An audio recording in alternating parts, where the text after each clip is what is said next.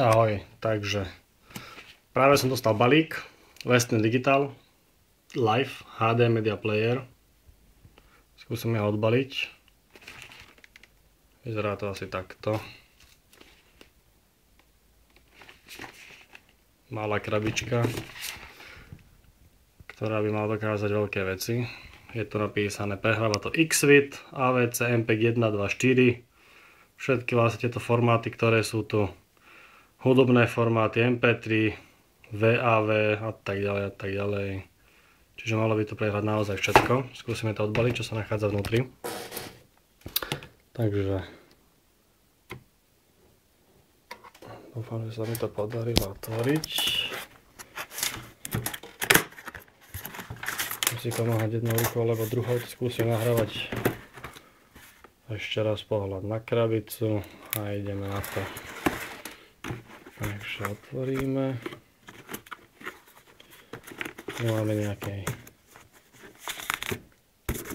návod. To nás nezaujíma. Hlavná je to, čo sa nachádza vnútri. Presná dokumentácia. Napať ohľadne toho, ako to správne zapojiť. Potom sa na to pozrieme bližšie. Nejaké instalačné CD k tomu, samozrejme. Tu je celá tá vec, takže ovládač, ako vidíte, maličký.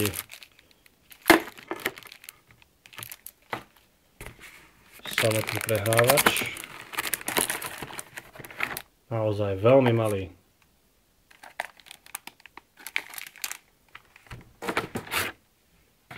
Aha, čiže jeden kábel. Druhý. Samozrejme adaptér. Konektor do zásuvky. Dve batérie tu vnútri. Pozrieme sa na ten samotný prehrávač.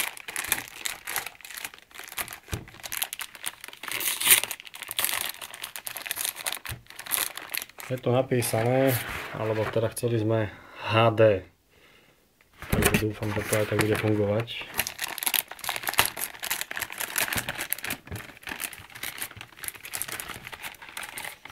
Super.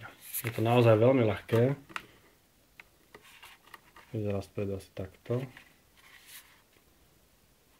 Schladenie. A tu sme.